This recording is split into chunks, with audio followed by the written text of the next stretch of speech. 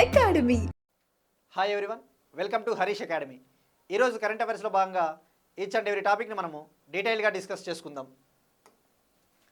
ఇవాళ మన first topic, దేశంలో మొట్టమొదటి ట్రాన్స్ మీడియా ఎంటర్టైన్మెంట్ సిటీని ఏర్పాటు చేయబోతా ఉన్న Andhra Pradesh. India's first trans media entertainment city is going to be set up at Andhra Pradesh.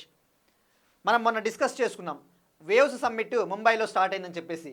మే 1 నుంచి మే 4 వరకు ప్రపంచంలోనే మొట్టమొదటి world audio and visual entertainment summit, wave summit జరుగుతూ ఉంది. ఆ సమ్మిట్లో భాగంగా కొన్ని ఒప్పందాలు, కొన్ని అవుట్కమ్స్ వచ్చాయి. అందులో ముఖ్యమైన outcome, Andhra Pradesh creative land Asia అనే సంస్థతో ఒక ఒప్పందం కుదుర్చుకుంది, ఎంఓయు. ఆ ఒప్పందంలో భాగంగా ఎంటర్టైన్మెంట్ రంగానికి సంబంధించి ఒక సిటీని, ఒక డెడికేటెడ్గా ఒక కైండ్ ఆఫ్ సిటీని ఏర్పాటు చేయబోతా ఉన్నారు. మరి అసలు ఏంటిది ట్రాన్స్ మీడియా ఎంటర్టైన్మెంట్ సిటీ అంటే? ఎంటర్టైన్మెంట్ సిటీ అంటే ఇక్కడ గేమింగ్ జోన్సు, వర్చువల్ రియాలిటీకి సంబంధించిన గేమింగ్ జోన్సు, అలానే థీమ్ పార్క్స్, అన్నీ ఎంటర్టైన్మెంట్కి సంబంధించిన ఆస్పెక్ట్స్ అన్నీ కూడా ఇక్కడ ఉంటాయన్నమాట. దీని పేరు క్రియేటర్ ల్యాండ్ అని పేరు పెట్టారు. ఈ నేమ్ మనకి చాలా ఇంపార్టెంట్, క్రియేటర్ ల్యాండ్. మరి ఇంకా ఏం చేయబోతా ఉన్నారు అంటే, దీని ప్రాముఖ్యత వచ్చేసి ఇక్కడ మైస్ ఎకానమీని అభివృద్ధి చేస్తారు. మనం మొన్న డిస్కస్ చేసుకున్నాం, క్రియేటివ్ ఎకానమీ అనే ఒక టర్మ్, అంటే మేధో హక్కులకు సంబంధించిన ఎకానమీ, ఎంటర్టైన్మెంటు, మీడియా, వీడియో రంగానికి సంబంధించిన ఎకానమీని క్రియేటివ్ ఎకానమీ అంటారు. ఆ ఎకానమీలో భాగంగా ఇక్కడ మైస్ ఎకానమీ అభివృద్ధి కాబోతా ఉంది. మైస్ ఎకానమీ అంటే ఇది పార్ట్ ఆఫ్ క్రియేటివ్ ఎకానమీ అని చెప్పవచ్చు. మైస్ ఎకానమీ అంటే మీటింగ్స్, ఇన్సెంటివ్స్, కాన్ఫరెన్సెస్, ఎగ్జిబిషన్స్, అంటే ఇక్కడ ట్రావెల్ ఇండస్ట్రీ, లేదంటే హాస్పిటాలిటీ ఇండస్ట్రీ, టూరిజం, ఇవన్నీ కూడా అభివృద్ధి చెందుతాయన్నమాట ఈ సిటీ ద్వారా. దీనినే మైస్ ఎకానమీ అంటారు. గుర్తుపెట్టుకోండి, ఎకానమీలో ఇది ఫ్యాక్ట్ ఓరియంటెడ్లో ఇది ఇంపార్టెంటు. అలానే యూపీఎస్సీ కానీ వేరే డిఫరెంట్ ఎగ్జామ్స్లో మైస్ ఎకానమీ అంటే ఏంటి అంటాడు. మైస్ ఎకానమీ ఇంకొకసారి చెప్తాను, మీటింగ్స్, ఇన్సెంటివ్స్, కాన్ఫరెన్సెస్, ఎగ్జిబిషన్, ఇది పార్ట్ ఆఫ్ క్రియేటివ్ ఎకానమీ అని చెప్పవచ్చు. క్రియేటివ్ ఎకానమీలో అంతర్భాగము. ఇది మనకి ఫస్ట్ టాపిక్. దీనికి సంబంధించి అగ్రిమెంటు ఆంధ్రప్రదేశ్ టూరిజం మినిస్టర్ కందుల దుర్గేష్ గారు సైన్ చేశారు. నెక్స్ట్ వన్, ప్రపంచంలోనే మొట్టమొదటి ఆర్టిఫిషియల్ ఇంటెలిజెన్స్ ఆధారిత గోల్డ్ మెల్టింగ్ ఏటీఎం. ఈ గోల్డ్ మెల్టింగ్ ఏటీఎంని హైదరాబాద్కు చెందిన గోల్డ్ సిక్కా సంస్థ ఏర్పాటు చేసింది. దీని ప్రాముఖ్యత వచ్చేసి, ఈ గోల్డ్ ఏటీఎం ద్వారా యూజర్సు తమ దగ్గర ఉన్న బంగారాన్ని ఇక్కడ డిపాజిట్ చేసుకోవచ్చు, బంగారాన్ని కొనుక్కోవచ్చు, బంగారాన్ని అమ్మవచ్చు. ఇంకా ఏం చేయవచ్చు అంటే గోల్డ్ సర్వీసెస్, వివిధ రకాల గోల్డ్కి సంబంధించిన సేవలు అందిస్తుంది అనమాట. ఇక్కడ ఏం చేయవచ్చు అంటే, మనం ఫర్ ఎగ్జాంపుల్ మన దగ్గర ఉన్న గోల్డ్ని కనుక ఇందులో డిపాజిట్ చేసినట్లయితే, ఇందులో ఉన్న కృత్రిమ మేధస్సు ఆధారిత సిస్టమ్ ఏం చేస్తుందంటే, దాన్ని కరిగించి దాని ప్యూరిటీని, దాని స్వచ్ఛతని టెస్ట్ చేస్తుంది. ఆ స్వచ్ఛతను టెస్ట్ చేసిన తర్వాత ఆ స్వచ్ఛత ఆధారంగా ప్రస్తుతం ఉన్న మార్కెట్ ధరను బట్టి మనము కొత్త గోల్డ్ని కొనుక్కోవచ్చు, లేదంటే మనకు డబ్బును కూడా ఈ ఏటీఎం నుంచి పొందవచ్చు అనమాట. ఎక్సెప్ట్ గోల్డ్ లోన్స్, బంగారు రుణాలు మినహా మిగతా సర్వీసెస్ అన్నీ కూడా ఇక్కడ పొందవచ్చు. ఇక్కడ గుర్తుపెట్టుకోవాల్సింది, దీన్ని ఏర్పాటు చేసిన వాళ్ళు హైదరాబాద్కు చెందిన గోల్డ్ సిక్కా కంపెనీ. అలానే దీనికి ఇంకొక ప్రాముఖ్యత ఉంది, ఇది అగ్మెంటెడ్ రియాలిటీ టెక్నాలజీ కూడా ఇందులో పొందుపరిచారు. అగ్మెంటెడ్ రియాలిటీ అంటే మనం లాస్ట్ టైం డిస్కస్ చేసుకున్నాం, అగ్మెంటెడ్ రియాలిటీ, వర్చువల్ రియాలిటీ, ఆ టైపు. అగ్మెంటెడ్ రియాలిటీ టెక్నాలజీ ద్వారా ఏం చేయవచ్చు అంటే, ఇక్కడ యూజర్సు వర్చువల్గా ఆభరణాలను ధరించవచ్చు. అగ్మెంటెడ్ రియాలిటీ అంటే మనము డిజిటల్ ప్రపంచంలో లీనమైపోవచ్చు, ఇమ్మర్సివ్ టెక్నాలజీస్ అంటారు. ఇక్కడ వర్చువల్గా ఆభరణాలను ధరించి మనము నచ్చితే ఆభరణాలను కొనుక్కోవచ్చు. ఇది దీని స్పెషాలిటీ. నెక్స్ట్ వన్, ఇంటర్నేషనల్ రిలేషన్కి సంబంధించి ఆస్ట్రేలియా పార్లమెంట్ ఎలక్షన్స్లో ఆస్ట్రేలియా ప్రస్తుతం ఉన్న ప్రైమ్ మినిస్టర్ యాంథోనీ ఆల్బనీస్ గారు మళ్ళీ తిరిగి ఎన్నికయ్యారు. వరుసగా రెండవసారి ఎన్నికయ్యారు. ఇది ఒక రికార్డు. ఈయన గత 21 ఏళ్లలో ఎప్పుడూ లేనంతగా రూలింగ్ పార్టీ, ఆస్ట్రేలియాలోని రూలింగ్ పార్టీ లేబర్ పార్టీకి చెందిన యాంథోనీ ఆల్బనీస్ 21 ఏళ్లలో వరుసగా రీఎలెక్ట్ అవ్వడము ఇదే తొలిసారి. వరుసగా రెండవసారి అధికార పార్టీ గెలిచింది. ఇక అపోజిషన్ పార్టీ కూడా మనకు ఐడియా ఉండాలి. ఎగ్జామ్లో ఎలా అడుగుతాడు అంటే మ్యాచ్ ద ఫాలోయింగ్ ఇస్తాడు. ఇటీవల ఎన్నికలు జరిగిన దేశము, పక్కన వచ్చేసి రూలింగ్ పార్టీ ఇవ్వవచ్చు. For example Australia ruling party వచ్చేసి లేబర్ పార్టీ, అలా అడగడానికి ఛాన్స్ ఉంటుంది. ఇక అపోజిషన్ వచ్చేసి లిబరల్ నేషనల్ పార్టీ. అయితే ఇక్కడ ఆస్ట్రేలియాకి మనకు ఒక రిలేషన్ ఉంది కాన్స్టిట్యూషన్ పరంగా. అబ్జర్వ్ చేస్తే మనం ఆస్ట్రేలియా నుంచి కాన్కరెంట్ లిస్ట్ని మనము తీసుకున్నాం, సంయుక్త జాబితా. కాన్కరెంట్ లిస్ట్, సంయుక్త జాబితా. మనకి state list, union list, concurrent list ఉంది కదా. కాన్కరెంట్ లిస్ట్ గుర్తుపెట్టుకోండి, ఒక చిన్న షార్ట్ కట్ టైపు. ఆస్ట్రేలియాలో కంగారూలు ఫేమస్, కంగారు జంతువులు. కంగారూలు కాన్కరెంట్ లిస్ట్ అని గుర్తుపెట్టుకుంటే మనకి ఈజీగా గుర్తుండిపోతుంది. అలానే ఆస్ట్రేలియాకి ఇంకొక ప్రాముఖ్యత కూడా ఉంది. ఆస్ట్రేలియాలో ఓటు హక్కు అనేది తప్పనిసరి, కంపల్సరీ, అందరూ కూడా ఓటు వేయాల్సిందే. ఓటు వేయని వాళ్ళపైన జరిమానా, నిర్బంధ ఓటు హక్కు తప్పనిసరి చేసిన దేశం అనమాట. యాక్చువల్లీ 1922లో ఆ టైంలో ఆస్ట్రేలియాలో ఓటింగ్ అనేది కేవలం 60% లోపే ఉండేది. ఎప్పుడైతే 1924లో వీళ్ళు అమెండ్మెంట్ చేశారో అప్పటి నుంచి కూడా ఓటింగ్ పర్సంటేజ్ పెరిగింది. సుమారుగా 90%కి పైగా పోలింగ్ నమోదయ్యింది. ఇక ప్రపంచంలో ఈ ఓటు హక్కుని కంపల్సరీగా ఓటు వేయాలన్న నిబంధన ఇంకొన్ని దేశాలు ఫాలో అవుతూ ఉన్నాయి. Australia, Singapore, Brazil, Argentina. ఇక్కడ ఓటు కంపల్సరీ. అందుకే మీరు అబ్జర్వ్ చేస్తే ఈ దేశాల్లో ఓటింగ్ శాతం ఎక్కువగా ఉంటుంది. ఇక ఓటింగ్ కంపల్సరీ లేని దేశాల్లో USA, UK, France, Japan, India. ఇక్కడ ఓటింగ్ అనేది కంపల్సరీ కాదు, ఏం ఫైన్ ఏం వేయరు ఓటు వేయకపోతే. సో అది గుర్తుపెట్టుకోవాలి మనకి స్టాటిక్ పాయింట్ ఆఫ్ వ్యూలో. నెక్స్ట్ వన్ అగైన్ సింగపూర్లో జరిగిన ఎలక్షన్స్ సంబంధించి. సింగపూర్లో ఎలక్షన్స్ జరిగాయి. ఆ ఎలక్షన్స్లో అధికార People's Action Party, ruling People's Action Party మళ్ళీ గెలుపొందింది. సింగపూర్ ప్రైమ్ మినిస్టర్గా మళ్ళీ లారెన్స్ వాంగ్ గారు మళ్ళీ ప్రమాణ స్వీకారం చేయబోతా ఉన్నారు. ఇది ఒక రికార్డు, ఎందుకంటే ఇందాక డిస్కస్ చేసుకున్నాం సింగపూర్లో కూడా ఓటింగ్ అనేది కంపల్సరీ కాబట్టి. సింగపూర్లో అధికార పీపుల్స్ యాక్షన్ పార్టీ గత 66 ఏళ్ల నుంచి కూడా వీళ్ళే అధికారంలో ఉన్నారు. గత 66 ఇయర్స్గా వీళ్ళే అధికారంలో ఉన్నారు. సో ఇక్కడ మనం గుర్తుపెట్టుకోవాల్సింది కంట్రీస్ ప్రైమ్ మినిస్టర్. సింగపూర్ అయితే లారెన్స్ వాంగ్, ఆస్ట్రేలియా అయితే యాంథనీ ఆల్బనీస్, కెనడా కొత్త ప్రధానిగా మార్క్ క్యార్నీ గారు. అవి మనకి ప్రైమ్ మినిస్టర్స్ ఐడియా ఉండాలి.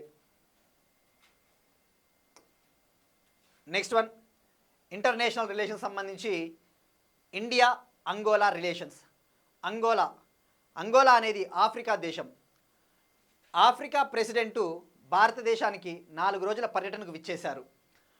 అంగోలా ప్రెసిడెంట్ వచ్చేసి జువా మనువెల్ గొంజాల్వెజ్ లౌరెన్సో. ఈయన ప్రైమ్ మినిస్టర్ మోడీతో మీట్ అయ్యారు. వివిధ ఒప్పందాలపైన సంతకాలు చేశారు. ముఖ్యంగా ఉగ్రవాదాన్ని అరికట్టడానికి కూడా ప్లాన్స్ డిస్కస్ చేశారు. మనం ఇక్కడ ఫోకస్ చేయాల్సింది అంగోలా అనేది మనకి చిన్న కంట్రీనే అనుకుంటాం, కానీ దీనికి ఒక ప్రత్యేకత ఉంది. ఆ ప్రత్యేకతలు ఇప్పుడు మనం తెలుసుకోవాలి. కొన్ని ఎంఓయూస్ కుదిరాయి. ఒక ఎంఓయూ వచ్చేసి ఆయుర్వేదాకు సంబంధించి, ఆయుర్వేద అలానే సంప్రదాయబద్ధమైన మెడిసిన్కి సంబంధించి ఒక ఒప్పందం కుదిరింది ఇరు దేశాల మధ్య. ఇంకో ఒప్పందం వచ్చేసి అగ్రికల్చర్, వ్యవసాయ రంగానికి సంబంధించి ఒక ఒప్పందం. గుర్తుపెట్టుకోండి, ఇటీవలే ఇండియాకి నేపాల్కి కూడా వ్యవసాయ ఒప్పందం కుదిరింది, అది మర్చిపోవద్దండి. ఇంకొక ఒప్పందం వచ్చేసి ఇరు దేశాల మధ్య కల్చర్కి సంబంధించి, సాంస్కృతిక సంబంధాలకు సంబంధించి ఒక ఒప్పందం. ఇంకా మెయిన్ ప్రాముఖ్యత 2 ఉన్నాయి. అంగోలా ఇంటర్నేషనల్ సోలార్ అలయన్స్, అంతర్జాతీయ సౌర కూటమి ఫ్రేమ్వర్క్ అగ్రిమెంట్ పైన సంతకం చేసింది. 123వ దేశంగా జాయిన్ అయ్యింది. ఇక్కడ మనకి ఐఎస్ఏ కనుక అబ్జర్వ్ చేస్తే అఫీషియల్ వెబ్సైట్లోకి పోతే 2 రకాలుగా చూపిస్తుంది మెంబర్ కంట్రీసు. ఇంటర్నేషనల్ సోలార్ అలయన్స్లో ఇప్పుడు అంగోలా 123వ దేశంగా జాయిన్ అయింది. కొంతమందికి ఇక్కడ డౌట్ రావచ్చు, అన్ని దేశాలు ఎక్కడ ఉన్నాయని చెప్పేసి. ఐఎస్ఏ అఫీషియల్ వెబ్సైట్ కనుక మీరు రెఫర్ చేస్తే మెంబర్ కంట్రీస్ అంటే ఫుల్ టైం మెంబర్ కంట్రీసు 105 చూపిస్తుంది. సిగ్నేటరీస్ అని ఉంటాయి, అంటే సంతకాలు చేసినవి జస్ట్ ఫ్రేమ్వర్క్ పైన సంతకాలు చేసినవి 17 చూపిస్తుంది యాజ్ ఆఫ్ నౌ. ఇంకా అంగోలా అప్డేట్ అవ్వలేదు. ఈ 105 + 17 122, ఇప్పుడు 123వదిగా అంగోలా సంతకం చేసింది. ఇక ఐఎస్ఏలో ఫుల్ టైం మెంబర్గా 105వ దేశంగా మాల్డోవా జాయిన్ అయింది. 2024 డిసెంబర్ ఆ టైంలో మాల్డోవా దేశము international solar alliance full time member 105th full time మెంబర్గా మాల్డోవా జాయిన్ అయింది. అదే 104th ఫుల్ టైం మెంబర్ అయితే ఆర్మేనియా దేశం. మనకి ఇవి ఐడియా ఉండాలి. ఇక అలానే అంగోలాకి భారతదేశము లైన్ ఆఫ్ క్రెడిట్ కింద $200 మిలియన్ రుణాన్ని కూడా ఇవ్వబోతా ఉంది. $200 మిలియన్ డబ్బులు అంగోలాకు సంబంధించి డిఫెన్స్ని, వాళ్ళ ఆర్మీ ఫోర్సెస్ని ఆధునీకరించడానికి, మోడర్నైజేషన్ ఆఫ్ అంగోలాస్ ఆర్మీ. ఇది గుర్తుపెట్టుకోండి, ఈ నెంబర్ చాలా ఇంపార్టెంట్, $200 మిలియన్. ఇంకా ఇక ట్రేడ్ గురించి మనకు ఐడియా ఉండాలి. ఇరు దేశాల మధ్య ట్రేడ్ కూడా చాలా ఇంపార్టెంట్. ఇండియాకి అంగోలాకి ట్రేడు సుమారుగా 4.5 బిలియన్ ఉంది. సుమారుగా 4.5 బిలియన్ ఉంది. ఇందులో అత్యధిక శాతం అంగోలానే రుణపడి లేదు. మనకు భారతదేశమే రుణపడి ఉన్నాం. నిజంగా చెప్పాలంటే ట్రేడ్ డెఫిసిట్ ఉంది మనకి అంగోలాతో. అంటే అంగోలాకి ఫేవర్గా ఉంది ట్రేడు. అంగోలా దేశం నుంచి మనం ఎక్కువగా ఆయిల్ని, లిక్విఫైడ్ న్యాచురల్ గ్యాస్ని మనం ఇంపోర్ట్ చేసుకుంటా ఉన్నాం. ఆఫ్రికా ఖండం నుంచి భారతదేశానికి అత్యధికంగా ఆయిల్, లిక్విఫైడ్ న్యాచురల్ గ్యాస్ని ఎక్స్పోర్ట్ చేస్తూ ఉన్న దేశము నైజీరియా. ఫస్ట్ ప్లేస్లో నైజీరియా ఉంది ఆఫ్రికా నుంచి, గుర్తుపెట్టుకోండి, ఆఫ్రికా నుంచి. సెకండ్ ప్లేస్లో అంగోలా ఉంది. ఇక భారతదేశం అంగోలాకి మెడిసిన్స్, వ్యాక్సిన్స్, ఫార్మా ఎక్స్పోర్ట్స్ మనం ఎగుమతి చేస్తూ ఉంటాం. సో అంగోలాతో మనకి ట్రేడ్ డెఫిసిట్, వాణిజ్య లోటు ఉంది అని గుర్తుపెట్టుకుంటే సరిపోద్ది. నెక్స్ట్ వన్, ప్రధానమంత్రి పోషణ్ కార్యక్రమానికి సంబంధించి కేంద్ర ప్రభుత్వానికి చెందిన ప్రధానమంత్రి పోషణ్ కార్యక్రమ ఆమోద board, programme approval board minutes report అని చెప్పేసి విడుదల చేస్తుంది ఒక్కొక్క స్టేట్కి అనమాట. అంటే ఆ స్టేట్లో ఈ న్యూట్రిషన్ స్కీము, ప్రధానమంత్రి పోషణ్ స్కీమ్ ఎలా అమలు అవుతూ ఉంది, ఎంతమంది పిల్లలు మధ్యాహ్న భోజనం తింటా ఉన్నారు అని చెప్పేసి ఒక రిపోర్టు ఆంధ్రప్రదేశ్కి సంబంధించి విడుదల చేసింది. ఆ రిపోర్ట్ ఏమని చెప్తా ఉంది అంటే, ఈ మినిట్స్ రిపోర్టు 2024-25 సంవత్సరంలో ప్రాథమిక స్థాయిలో అనగా ప్రైమరీ లెవెల్లో మధ్యాహ్న భోజనం తింటా ఉన్న వాళ్ళ సంఖ్యతో పోల్చుకుంటే ప్రాథమికోన్నత స్థాయి అనగా అప్పర్ ప్రైమరీ, హై స్కూల్ లెవెల్లో ఈ మధ్యాహ్న భోజనం తింటా ఉన్న స్టూడెంట్స్ సంఖ్య చాలా తక్కువగా ఉంది, భారీ వ్యత్యాసం ఉందని చెప్పేసి ఈ రిపోర్ట్ చెప్తా ఉంది. ఇక్కడ మనం ఫోకస్ చేయాల్సింది ఈ ట్రెండ్స్ తెలుసుకోవాలి, అలానే పిఎం పోషణ్ నిర్మాణ్ గురించి తెలుసుకోవాలి. ఈ 2023-24 ఫినాన్షియల్ ఇయర్ అబ్జర్వ్ చేస్తే ప్రాథమిక స్థాయి ప్రైమరీ లెవెల్లో 88% మంది మధ్యాహ్నం భోజనం తినేవాళ్ళు. అది 24-25 వచ్చే సమయానికి ప్రాథమిక స్థాయిలో 92% అంటే పెరిగింది.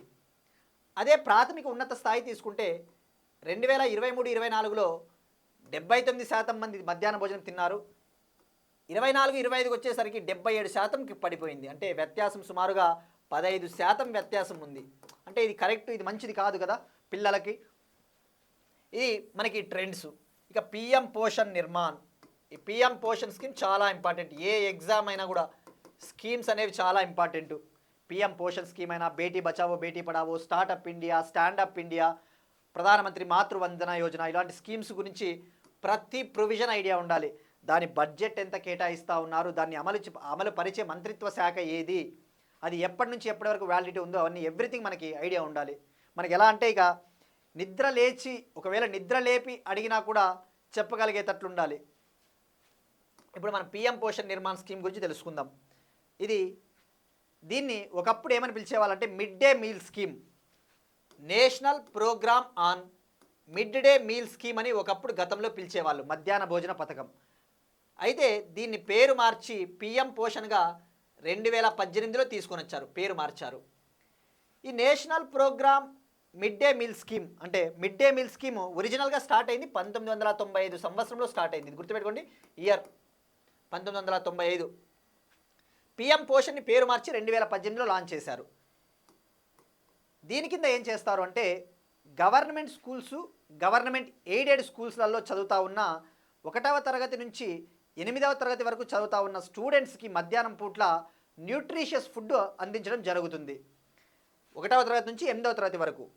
ఈ పథకం కింద వీళ్ళకి ఏం చేస్తారు అంటే ఈ పథకం కింద వీళ్ళకు హాట్ కుక్డ్ మీల్ అంటే మంచి న్యూట్రిషియస్ ఫుడ్ దీనికి 2021-22 నుంచి 2025-26 వరకు వ్యాలిడిటీ, 2021-22 నుంచి 2025-26 వరకు వ్యాలిడిటీ ఇచ్చారు. ఇది సెంట్రల్లీ స్పాన్సర్డ్ స్కీమ్ అనగా కేంద్ర ప్రాయోజిత పథకం. ఇందులో కేంద్రము నిధులు ఇస్తుంది, రాష్ట్రాలు కూడా కొంత ఖర్చు పెట్టుకోవాల్సి ఉంటుంది. Centrally sponsored scheme. దీన్ని అమలుపరిచే మంత్రిత్వ శాఖ మినిస్ట్రీ ఆఫ్ ఎడ్యుకేషన్ అని చెప్పవచ్చు. ఇది చాలా ఇంపార్టెంట్, మినిస్ట్రీ ఆఫ్ ఎడ్యుకేషన్. ఇక బడ్జెట్ విషయానికి వస్తే you can take screen shot. ఇక బడ్జెట్ విషయానికి వస్తే ఓవరాల్గా బడ్జెట్ ఇది సుమారుగా 1.30 lakh crore, 1.3 లక్షల కోట్లు. ఇందులో కేంద్ర ప్రభుత్వం వాటా ఉంటుంది, స్టేట్ గవర్నమెంట్స్ వాటా ఉంటుంది. అలానే అవసరానికి ఫర్ ఎగ్జాంపుల్ ఈ పథకం అమలు చేయాలి అంటే ఫుడ్ గ్రెయిన్స్ని కొనాలి, ఆహార ధాన్యాలని కొనుగోలు చేయాలి. వాటికి అయ్యే ఖర్చును కూడా కేంద్ర ప్రభుత్వం భరిస్తుంది. అది గుర్తుపెట్టుకోండి. 1.30 lakh crore. ఈ పథకం కింద సుమారుగా 11.2 లక్షల స్కూళ్ళల్లో 11.8 కోట్ల మంది స్టూడెంట్స్ కవర్ అవుతా ఉన్నారు. 11.8 crore students across 11.20 schools in the country. ఇది మనకి కంప్లీట్గా ఈ స్కీమ్ గురించి information. Next one, central electricity authority ఒక రిపోర్ట్ని విడుదల చేసింది. మార్చ్ 2025లో ఏ స్టేట్లలో ఎక్కువగా విద్యుత్ వినియోగం ఉంది, ఎలక్ట్రిసిటీ కన్జంప్షన్. మార్చ్ 2025కి సంబంధించి మనకి ఈ ట్రెండ్స్ చాలా ఇంపార్టెంట్. ఈ రిపోర్టు ఏమని చెప్తా ఉందంటే ఇండియాలో అత్యధికంగా ఎలక్ట్రిసిటీని వినియోగించిన రాష్ట్రము టాప్ వచ్చేసి మహారాష్ట్ర. 2025 మార్చిలో మహారాష్ట్ర 20,400 మిలియన్ యూనిట్ల కరెంటుని వాడింది. సెకండ్ ప్లేస్లో Gujarat, third Tamil Nadu, fourth UP, fifth Karnataka, sixth Telangana ఉంది. ఇక్కడ గుర్తుపెట్టుకోవాల్సింది 6th ప్లేస్ తెలంగాణ. 9,951 మిలియన్ యూనిట్ల ఎలక్ట్రిసిటీని వాడింది. అంటే దీన్ని బట్టి అర్థం చేసుకోవచ్చు తెలంగాణ అనేది పెద్ద స్టేట్లైనా ఫర్ ఎగ్జాంపుల్ రాజస్థాను, మధ్యప్రదేశ్ అటువంటి స్టేట్లు యాక్చువల్లీ అవి వైశాల్యంలో పెద్దవి అయినప్పటికీ మనము తెలంగాణ తెలుగు రాష్ట్రమైన తెలంగాణ ఎక్కువ వాడుతూ ఉంది. ఇప్పుడు ఒక క్వశ్చన్ చూద్దాం. మనము మొన్న కేరళ టూర్ సందర్భంగా ప్రధానమంత్రి నరేంద్ర మోడీ గారు తిరువనంతపురంలో విజింజం డీప్ వాటర్ పోర్ట్ని లాంచ్ చేశారు. విజింజం డీప్ పోర్ట్ అప్పుడు మనం డిస్కస్ చేసుకున్నాం. ఈ విజింజం సీ పోర్ట్ అనేది India, middle east, Europe economic కారిడార్కి గేట్వే లాగా పనిచేస్తుంది అని చెప్పేసి అప్పుడు డిస్కస్ చేసుకున్నాం. అది ఎక్కడ లాంచ్ చేసిర్రు అని చెప్పేసి కూడా మనం తెలుసుకున్నాం. సో ఇది ఎప్పుడు లాంచ్ చేసిర్రు, ఏ G20 సమ్మిట్లో భాగంగా దీన్ని లాంచ్ చేశారో క్వశ్చన్ ఆన్సర్ చేయండి. ఆప్షన్ ఏ వచ్చేసి 2022లో జరిగిన G20 సమ్మిట్ న్యూఢిల్లీ, 2023 న్యూఢిల్లీలో జరిగిన G20 summit. Option C 2021 G20 summit Rome, Italy. Option D 2022 G20 summit Bali. India, middle east, Europe economic corridor announced at which G20 summit. అలానే దీనికి రిలేటెడ్గా మనము ఇంకొక క్వశ్చన్ చూద్దాం. ఎందుకంటే G20 సమ్మిట్ కానీ బ్రిక్స్ సమ్మిట్ కానీ చాలా ఇంపార్టెంట్. ఎలా అడుగుతారంటే ఎగ్జామ్స్లో మనకి ఫర్ ఎగ్జాంపుల్ 2025 ఫినాన్షియల్ ఇయర్ ఉంది. 2025లో ఇప్పుడు G20 సమ్మిట్ ఎక్కడ జరుగుతుందని ఎగ్జామ్లో అడగవచ్చు. లేదంటే గత సంవత్సరం G20 సమ్మిట్ ఎక్కడ జరిగింది అని అడగడానికి ఛాన్సెస్ ఎక్కువ ఉంటాయి. 19th G20 సమ్మిట్ 2024 ఏ కంట్రీలో నిర్వహించబడింది? 19th G20 summit 2024 held in which country? Option A Brazil, option B Indonesia, option C Italy, option D south Africa. ఇక అలానే ఈ సంవత్సరం ఎక్కడ జరగబోతా ఉంది? 20th G20 summit is going to be held at where? 20వ G20 సమ్మిట్ 2025 ఎక్కడ జరగబోతా ఉంది? దీనికి అబ్జర్వ్ చేస్తే 20వ G20 సమ్మిట్కి ఆన్సరు ఈ 4 ఆప్షన్స్లోనే ఉంది. మీకు ఐడియా ఉంటే ట్రై చేయండి. 20వ G20 సమ్మిట్ ఈ 4 ఆప్షన్స్లో ఉన్న ఒక కంట్రీలో జరగబోతా ఉంది. ఇక నిన్నటి క్వశ్చన్స్ విషయానికి వస్తే మనం నిన్న అడిగింది ఐఐటీస్కి సంబంధించి. భారతదేశంలో ఇండియన్ ఆర్మీ కోసము లడఖ్లోని లేహ్ ప్రాంతంలో world's first 3D printed army బంకర్ను ఏ ఐఐటి నిర్మించింది అంటే ఐఐటి హైదరాబాద్. ప్రాజెక్ట్ ప్రబల్లో భాగంగా సింప్లీ ఫోర్జ్ అనే సంస్థతో కలిసి ఐఐటి హైదరాబాద్ నిర్మించింది ఆర్మీ వాళ్ళ కోసం. ఇది ఎటువంటి శత్రువుల దాడులైనా తట్టుకునే బంకర్ అన్నమాట. అది ఐఐటి హైదరాబాద్కి సంబంధించి. అలానే మనం అడిగాం మిగతా ఐఐటీలకు కూడా కొద్దిగా ప్రత్యేకత ఉందని చెప్పేసి. ఒకటి ఐఐటి మద్రాసు గురించి మనం అడిగాం. ఐఐటి మద్రాసు భారతదేశంలో తొలి హైపర్ లూప్ టెస్ట్ ట్రాక్ని డెవలప్ చేసింది ఐఐటి మద్రాస్. ఇంకొకటి ఐఐటి గువాహతి అడిగాం. ఐఐటి గువాహతి వచ్చేసి ఆర్మీ కోసము వెదురు బంకర్లని బ్యాంబూ బేస్డ్ మిశ్రమాలతో వెదురు బంకర్ని నిర్మించింది. ఇక ఐఐటి ఇండోర్ విషయానికి వస్తే 2025 జనవరిలో IIT Indore ministry of electronics and information టెక్నాలజీతో కలిసి ఒక అగ్రి హబ్, ఆర్టిఫిషియల్ ఇంటెలిజెన్స్ కృత్రిమ మేధస్సు ఆధారిత అగ్రి హబ్, అగ్రికల్చర్ని ఇంప్రూవ్ చేయడం కోసం ఒక సెంటర్ ఆఫ్ ఎక్సలెన్స్ని ఐఐటి ఇండోర్లో ఏర్పాటు చేశారు. గుర్తుపెట్టుకోండి, ఇది మీటీ సహకారంతో. సో ఇది నిన్నటి క్వశ్చన్స్కి. అలానే నిన్న మనము టాపిక్స్ చెప్పేటప్పుడు ఇంప్లిసిట్గా ఒక క్వశ్చన్ అడిగాం. అది వచ్చేసి ఇండియాలో ఇండియా ఏఐ మిషన్ కింద భారతదేశపు తొలి స్వదేశీ లాంగ్వేజ్ మోడల్ని డెవలప్ చేయడానికి ఏ సంస్థకు బాధ్యతలు అప్పగించారు అంటే బెంగళూరుకు చెందిన సర్వం ఏఐ స్టార్టప్ అది. సో ఐ థింక్ ఈ క్వశ్చన్స్కి మనకి answers clear. Next one economy related. ఆర్థిక మోసాలను అరికట్టడానికి సెబీకి ఐసిఐ సాయం. ఇండియాలో సైబర్ ఫ్రాడ్స్, ముఖ్యంగా సైబర్ ఫినాన్షియల్ ఫ్రాడ్స్ ఎక్కువగా జరుగుతూ ఉన్నాయి. ముఖ్యంగా ఇండస్ ఇండ్ బ్యాంక్ ఆ వివాదం చూస్తే fund diversions, forgery documents scam బయటపడింది ఇండస్ ఇండ్ బ్యాంకులో. అటువంటి ఆర్థిక మోసాలని అరికట్టడానికి securities and exchange board of ఇండియాకి ICI institute of chartered accountants of India ఒక సాయం చేయబోతా ఉంది. ఇందులో భాగంగా ఒక ఎంఓయుని అగ్రిమెంట్ని కుదుర్చుకున్నారు. ఈ అగ్రిమెంట్లో భాగంగా ఐసిఐ వచ్చేసి ఒక రీసెర్చ్ వర్కింగ్ గ్రూప్ని ఏర్పాటు చేయబోతా ఉన్నారు, ఒక టీంని. ఆ టీము వీటిని అరికట్టడానికి ఒక ప్లాన్ని, గైడ్లైన్స్ని తయారు చేస్తుంది. ఆ గైడ్లైన్స్ని సెబీకి అందించబోతా ఉంది. సో ఇది మనకి డైరెక్ట్గా ఎంఓయు రిలేటెడ్. ఇక సెబీ చైర్మన్ విషయానికి వస్తే మనకి స్టాటిక్ పాయింట్ ఆఫ్ వ్యూలో తుహిన్ కాంత పాండే. ఈ ఐసిఐ అనేది చైర్మన్ చరణ్ జ్యోత్ సింగ్. గుర్తుపెట్టుకోండి, చరణ్ జ్యోత్ సింగ్. మనకి స్టాటిక్లో ఇన్స్టిట్యూషన్స్ హెడ్స్ అడుగుతాడు. నెక్స్ట్ వన్ ఒక ఐఐటి రిలేటెడ్. ఐఐటి బాంబే వాళ్ళు, ఐఐటి బాంబేకు చెందిన ఒక స్టార్టప్ ఒక టెక్నిక్ని తయారు చేసింది, ఒక టెక్నాలజీ, ఏసీ ఫిల్ట్రేషన్ టెక్నాలజీ. ఏసీలలో వచ్చే గాలి అనేది అంత స్వచ్ఛత ఉండదు. ఎందుకంటే ఏసీలలో రెఫ్రిజరెంట్స్ వాడతారు. క్లోరోఫ్లోరో కార్బన్స్, హైడ్రోక్లోరోఫ్లోరో కార్బన్స్, హెచ్ఎఫ్సిస్ వాడడం వల్ల అది విడుదల చేసే గాలి అనేది అంత స్వచ్ఛం ఉండదు. పొల్యూటెంట్స్, కాలుష్య కారకాలు ఉంటాయన్నమాట. ఓజోన్ డిప్లీటింగ్ సబ్స్టెన్సెస్ని విడుదల చేస్తుంది.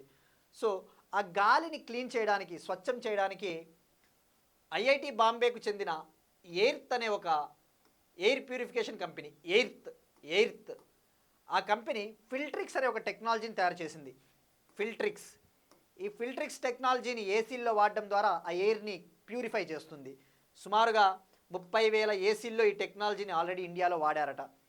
ఈ టెక్నాలజీని వాడడం వల్ల ఏసీల జీవితకాలం పెరుగుతుంది, ఏసీల లైఫ్ టైం పెరుగుతుంది. అలానే ఎలక్ట్రిసిటీ నియర్లీ 13% సేవ్ అవుతుందని కూడా ఈ రిపోర్ట్ చెప్పింది.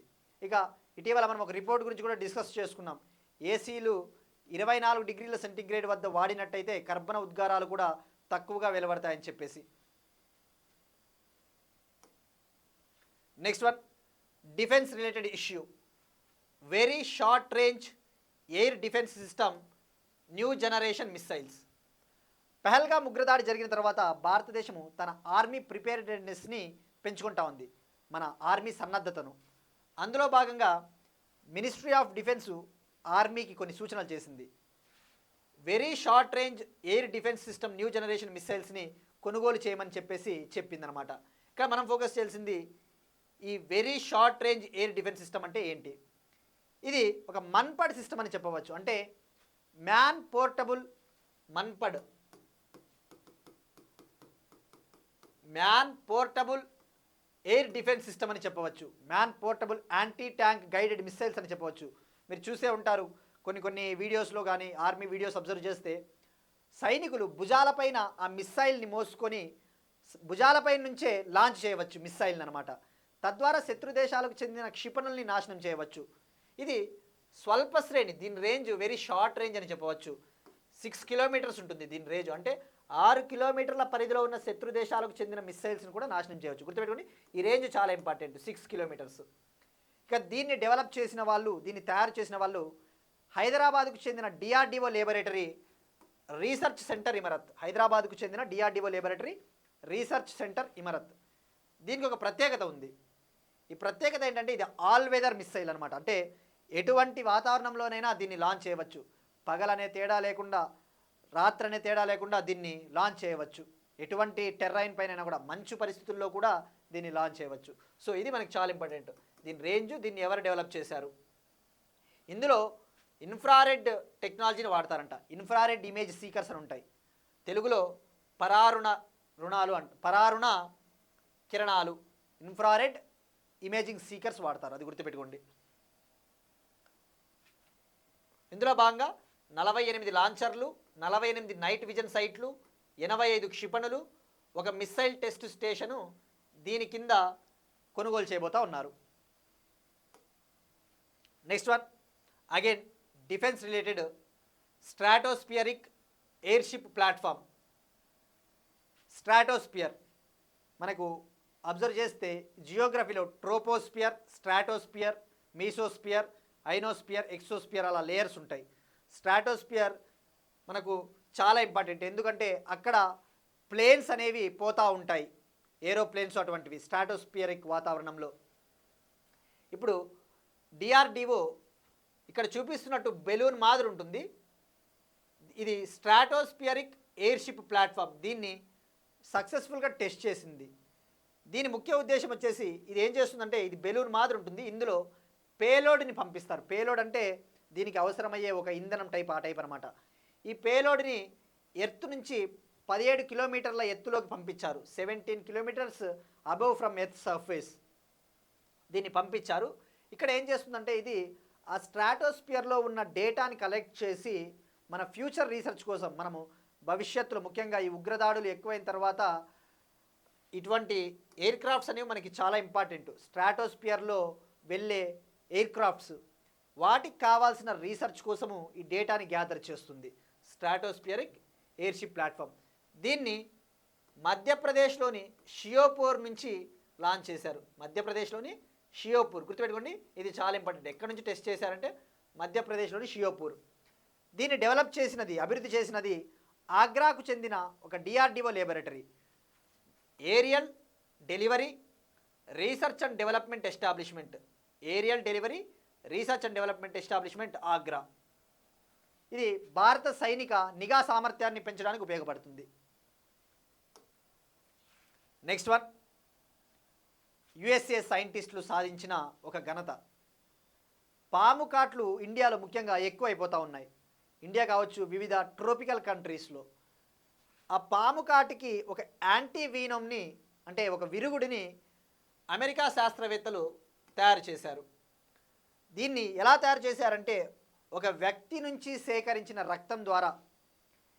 ఇందులో ఈ ఇమేజ్లో చూపిస్తున్న వ్యక్తి పేరు టిమ్ ఫ్రీడ్, అమెరికాకు చెందిన వ్యక్తి టిమ్ ఫ్రీడ్.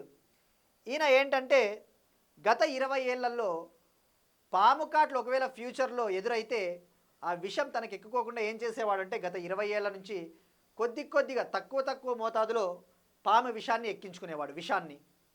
అలానే అదే పనిగా పాముతో కాట్లు కూడా వేయించుకునేవాడు. తద్వారా భవిష్యత్తులో పాము కాటు వేసినా కూడా అతనికి ఏమి కాదని ఒక నమ్మకంతో.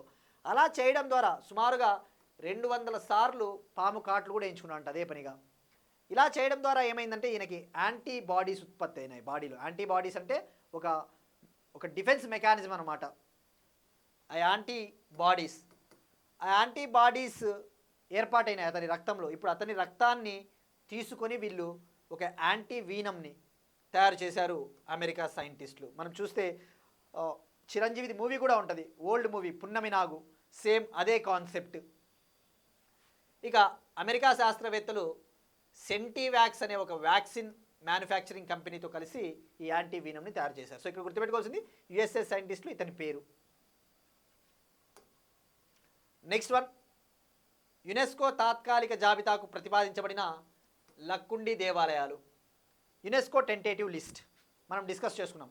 యునెస్కో వరల్డ్ హెరిటేజ్ సైట్స్ ఉంటాయి, యునెస్కో టెంటేటివ్ లిస్ట్ అని ఉంటాయి, అంటే తాత్కాలిక జాబితా. ఈ తాత్కాలిక జాబితాలోకి జాయిన్ అయిన తర్వాత ఫైనల్గా హెరిటేజ్ లిస్ట్లోకి జాయిన్ అవ్వడానికి ఛాన్స్ ఉంటుంది అనమాట.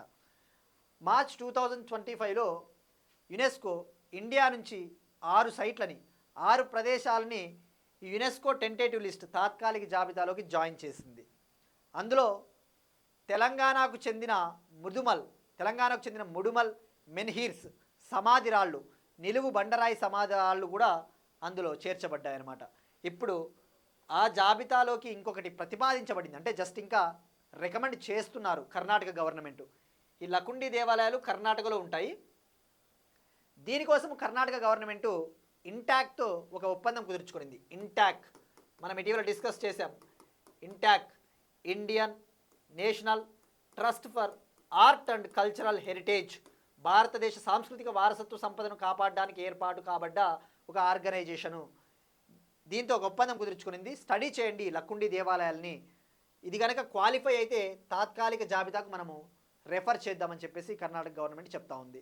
ఇక ఇక్కడ మనం తెలుసుకోవాల్సింది Lakkundi temples history point of వ్యూలో.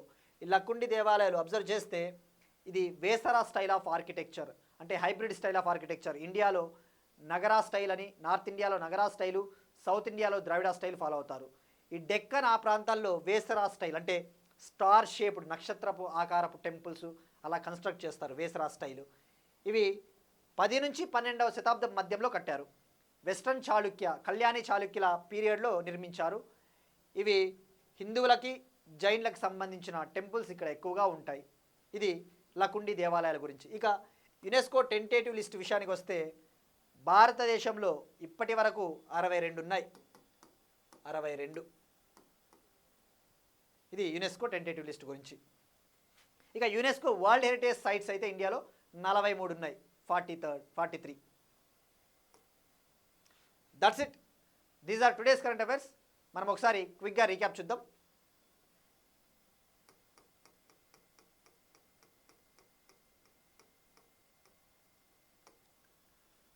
భారతదేశంలో మొట్టమొదటి ట్రాన్స్ మీడియా ఎంటర్టైన్మెంట్ సిటీ ఆంధ్రప్రదేశ్.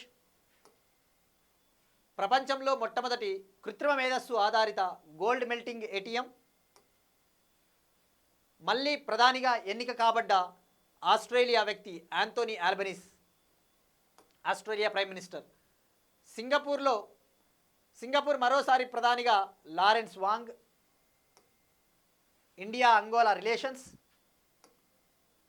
ప్రధానమంత్రి పోషణ్ కార్యక్రమ ఆమోద board minutes report Andhra Pradesh.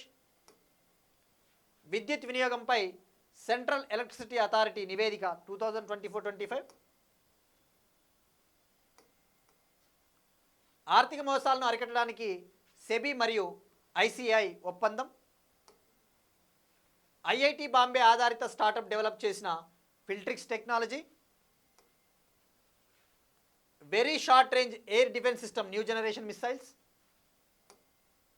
స్ట్రాటోస్పియరిక్ airship ప్లాట్ఫామ్ను టెస్ట్ చేసిన డిఆర్డిఓ.